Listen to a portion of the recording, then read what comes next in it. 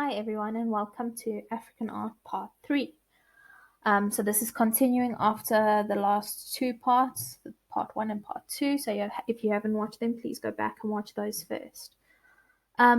So we've spoken about the location of our rock paintings. We've also looked at the materials and techniques that our rock artists would have used. Now we are going to look at the characteristics. So if we look at the characteristics, there were changes that happened over time. First, there were symbols, single figures, and animals in single colors and monochrome. So there were silhouettes, black and red only. So you can see on the right here, we've got our figures that are also done in red, where if we go back, you can see that here we've got figures incorporating black. So you can see how they progressed from just plain red into the black figures or adding black details in. So later they became more tonal, so they actually started shading. So things would grade from dark to light, as opposed to just, if we look at this person here, we've got just a plain shirt and the white body, where here we've got some shading in the bodies of the animals. So you can see here it goes from very dark to very light, whereas in the other picture we don't have those very, very dark tones. Foreshortening was also used. So when things are closer to the camera or the viewer, they appear bigger. If you want more information on foreshortening, then go back to our videos on what visual art is. The subjects. So subjects of their pictures would have been trance dancers, rainmaking, and hunting. So those were their everyday activities. So that is what they would represent in their lives. It's what they knew. San were short people, but the paintings showed long limbs. They show power for running long distances. Animal proportions are done realistically, and the children were seldom found, so there weren't very many pictures of children done. Images had spiritual reality, and that was not to be taken lightly, so that is probably why there were no children, because children did not have the same understanding, they did not have the same connection to the spiritual world. So remember we spoke about the different kinds. We had our petroglyphs, our rock engravings, and our pictographs, which are our paintings. So if we look closely at our petroglyphs, so here you can see we've got a rhino that has actually been engraved into the wall. So no paint is used with the petroglyph. So they take a sharpened rock and they scratch into it. You might have done this if you're sitting in the garden or when you're a kid and you're playing out with your friends. You'll take one rock and scratch it onto another rock and you would get some kind of marks. So the petroglyphs would be older than paintings because they would have been slightly more durable as well. And usually they are symbols or outlines of animals. These people observed animals over long periods of time because their animals look quite real. Their proportions are correct. They aren't enlarged or blown out of proportion in any way, which means that they had to have actually sat back and looked at these animals when they were hunting or when the animals were just around them. They could look at them and study their proportions. The functions of our rock art is closely tied to lifestyle and beliefs. So it links directly to what they were doing in their everyday lives. So looking at hunting, that is what they did. That is what they lived for, is to find their next food. And their beliefs. So rain dancers and trance dancers to connect to your ancestors. So all of that was represented in the images. Experts don't consider them to be mere decorations. So they weren't done just for fun. They were done with a purpose. They were communicating a message. For example, the shaman would go into the trance dance.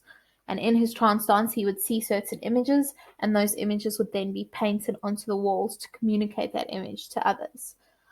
They respected their prey and sometimes transformed themselves partly into animals. So there's this big respect between the animal and the human, so much so that they were interconnected. They actually started to It's called anthropomorphize.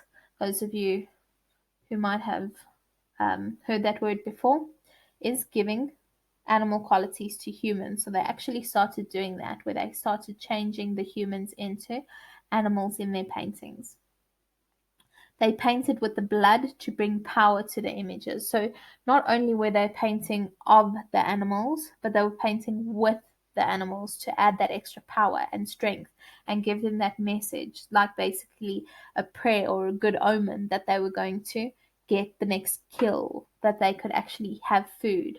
It wasn't like they were hunters for fun. They hunted only when they needed to, and they hunted when they were hungry. In some shelters, there are marks or arrows to show the hunt. So the shaman, like I said, is the one who would be performing the trance dances or the trance dances or the rain dances.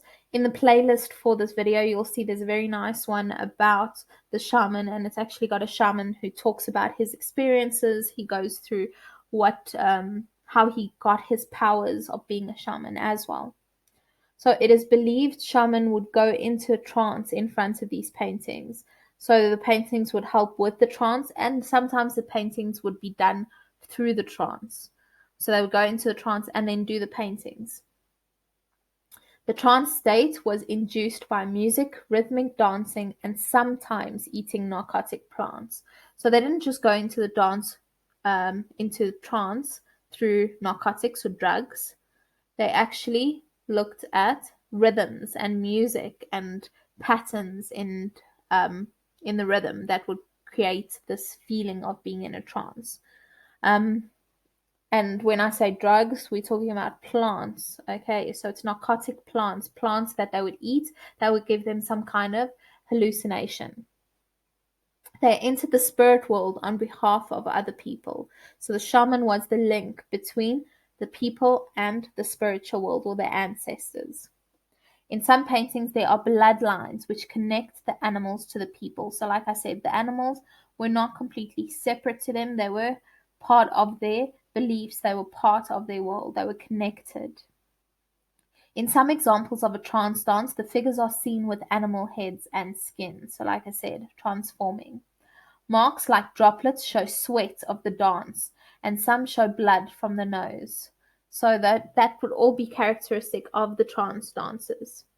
Two sticks show animals with four legs. So if we look, this picture's not great, but you can see here we've got the person, arms stretched out, and at the end of the arms, they've got two long, thin pieces. Those would be sticks that the shaman would hold to represent the animal form with four legs, so extending their legs using sticks. Some artists have also used rock art as an inspiration. So if we look at this artist, his name's Walter Battis. When you get to matric, you will also be studying Walter Battis.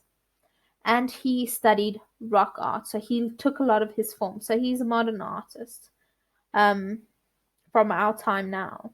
And you can see that he has taken the same shapes as the rock artists. So this one here is about people actually creating rock art. So how they would have done it. And then the picture here at the bottom, you can see the figures are also very similar to those of rock art.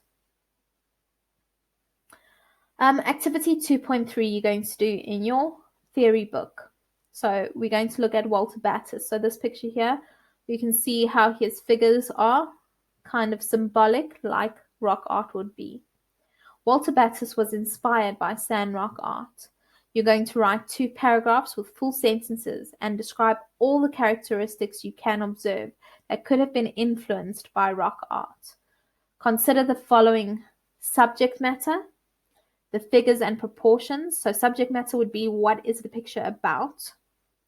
The figure proportions, so look at, are the feet the right size to the legs the right size to the body, etc. And then 3-dimensional form. So are the figures flat, or do they have shading, and do they have dimensions? And then lastly, perspective. So is there depth in the picture? Is there backgrounds? How far do you think this picture goes, or is it very flat? So remember, Perspective, we've got shallow, which is not very far, so you can't see far into the picture. You got deep perspective, where you can see all the way into the background and like there's another world there. Again, if you're unsure about these things, go back to what is visual art, where I go through the elements and I go through these things. Also write down any characteristics that you feel are different from rock art. So what isn't the same? And then just a nice little fact for you here. So this is our emblem for our country. And there is a lot of sand rock art in this picture. So if you look, the middle of this badge, we've got sand figures. And the motto is actually also written in Khoisan, which is from the people. I'm not sure how to do the click exactly. I'm sure I'm doing it very wrong.